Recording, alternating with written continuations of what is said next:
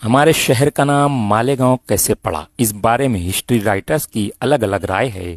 किसी का ख्याल है कि शहर के संगमेश्वर में माली समाज की बड़ी आबादी थी, इसी वजह से शहर का नाम मालेगांव पड़ा होगा। किसी का ख्याल है कि रानी अहिल्याबाई होलकर के बेटे मालेराव के नाम पर मालेगांव नाम रखा गया। कोई कहता है कि शहर में बहुत सारे मल्ले यानी खेत थे, इसलिए ये मल्ले गांव कहलाया होगा।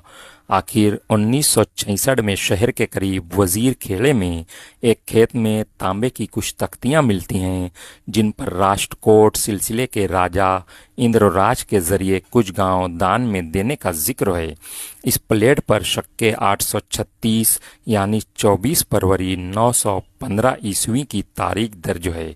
उसमें गिरना नदी के किनारे मालदा गांव के शुमाल में माहौली ग्राम गांव का जिक्र है। बहुत मुमकिन है कि